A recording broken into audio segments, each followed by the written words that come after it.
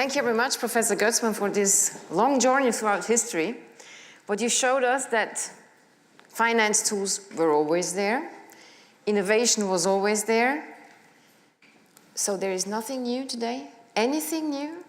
You just lean back and say, well, let the technology come. We have already seen everything.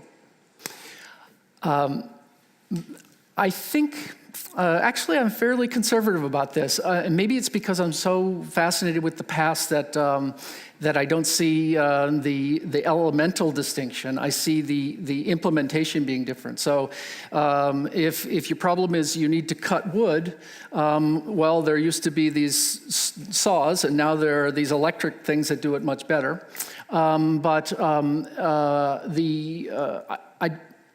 I think it's been an issue of scale and efficiency in terms of financial innovation, as opposed to dealing with a completely new problem. Mm-hmm. So it's going step by step and we're just adapting to it. Ich möchte auch Ihnen die Möglichkeit geben, Fragen zu stellen. Sie können sie auf Deutsch oder Englisch stellen, wie Sie wollen. Ich würde sie übersetzen. Wer möchte denn eine Frage stellen? Die Saalmikrofone sind bereit. Allesamt noch erschlagen. Ich gebe Ihnen... Ja, bitte. Das Mikrofon kommt. This was very interesting, Professor. But we today live in a society with even growing regulation and bureaucracy. And if we see today's trend, one economist you didn't mention here is the man who set the policy today, Silvio Gesell, and the theory of negative interest rates. And in this society, where the state control everything, all transactions, and they can create negative interest rates, is there really a future for this kind of gadgets? Thank you for that question. I think that this is probably a forum that's been set up to think about exactly these issues. So I'm going to answer with some historical response. You know, I showed you this pattern of the South Sea bubble and the Mississippi bubble. One of the things that, that I believe caused that bubble to burst is regulatory constraints. Near the peak of the bubble, the parliament was considering whether they should allow a lot of new companies that had been created to finance all sorts of things, everything from a new hedge fund structure to new ways of dyeing wool to new mining technologies to exploration of the new world. All of these other companies were raising money, but they're doing so without parliamentary license. And Parliament said, you know what, we don't like that. They did this bubble act.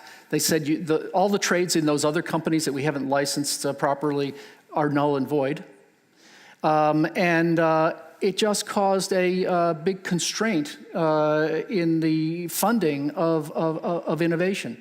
Now, it had to, as usual, in a world that we live in today, when the government puts constraints on, you have to find ways around it, and the economy is clever at finding alternative methods. But nevertheless, this put frictions in the way of doing things that eventually got rectified, but it took, sort of 80 years to get back on the right track.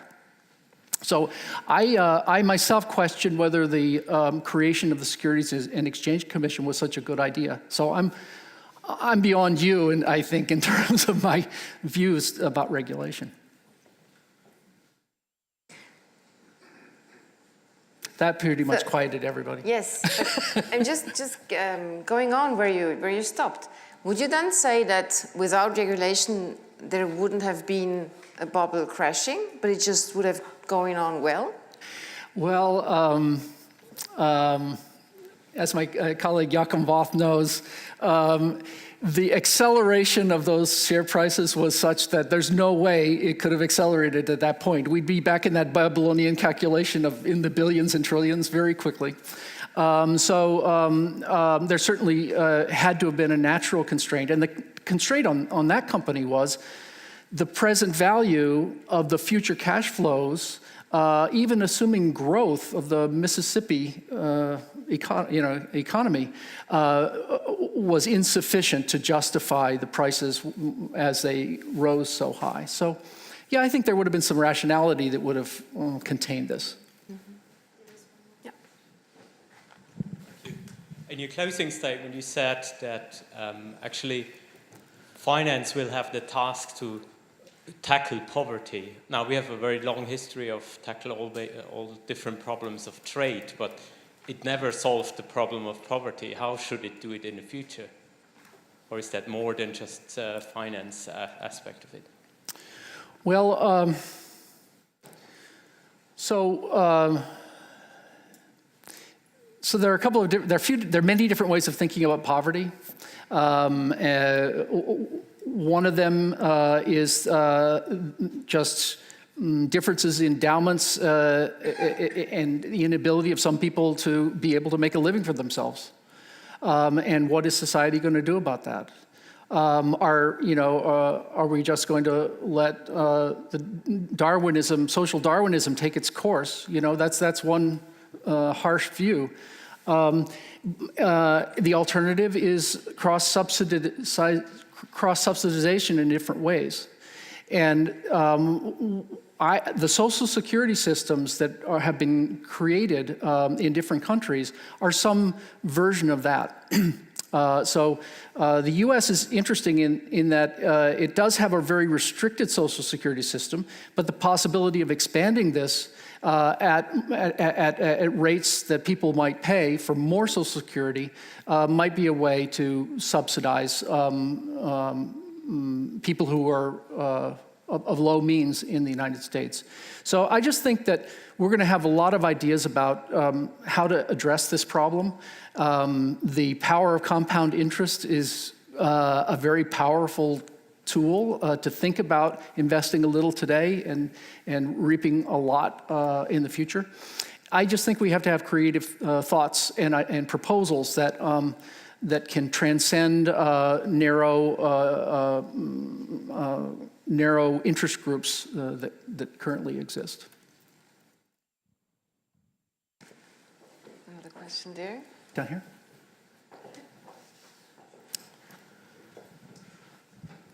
You were talking about these bubbles, and we were seeing a few of them, and I think you referred to by saying there's always constraints that eventually will then make somebody probably flow another way.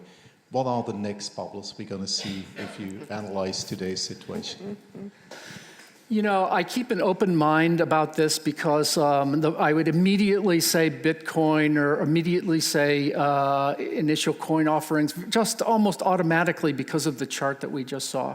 So I think as a scholar, since I don't have any money invested in this question, I can take a deep breath and ask myself, is there something rational behind these coin offerings? Is there something rational behind Bitcoin? And I think that's the position I really have to take and consider whether there might be some deep-seated need for a global currency that's unconstrained by central banks. So in terms of bubbles, I will say I've done some other work on bubbles, and the most comforting thing that I've done is looking at stock market bubbles across as many countries as I can find, over as long as I can find. And the first thing I found was by reasonable definition of bubble, they're very rare. They just don't happen very often. That means when a stock market doubles in value, let's say, is it likely to go down? And what I found is it's just as likely to double again as it is to give back its gains. So even if it is a bubble, if you're worried about bubbles, don't automatically assume that just because you've made a lot of money recently in something, that it's going to crash. The fundamental valuation is something that is certainly relevant here. I'm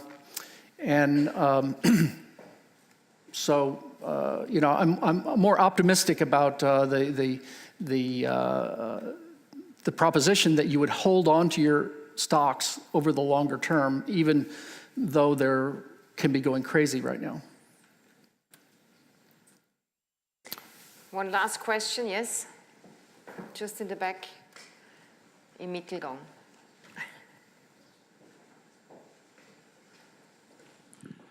Going back in history, years ago it only has been possible to give credits if there are real savings. But today you can give credit. Every bank can create their own fiat money. And there is no end. And now we have in Switzerland so-called full money initiative. If every country would do that full money initiative, it would be the best. But if only Switzerland do that, then we have the value of a Swiss franc is $1,000. So you're asking if historically there's been a period where you've had every bank able to create its own kind of currency and then not be held to any particular reserve requirement. This sounds a lot like something called the free banking era in the United States in the 19th century. I'm not sure I've gotten this all entirely correctly, but there was after we had a crazy president that shut down our central bank, there was a proliferation of other banks. All throughout the West and so forth. And then there was a proliferation of little bits of money, paper money being issued by all of these banks. People had to keep big books with pictures of these new kinds of money in order to figure out whether the person's paying them with something that's valuable. It was a great opportunity for counterfeiters. The money that you were given, the farther away it circulated from the issuing bank, the less it was in value because people couldn't trust it. And then, as I recall, that president also directed money to some things called pet banks, which he thought would support his policy of westward expansion, and that proved to be a complicated disaster as well. So, you can't separate finance from government. But the interaction between them can be problematic. Well, thank you very much. The time is running, but thank you very much for giving us an insight in this. One last question, do we have an historic break or not? I hope not. Okay, well, this is both. Thank you very much. We're going to discuss that. Okay, thank you. Thank you very much.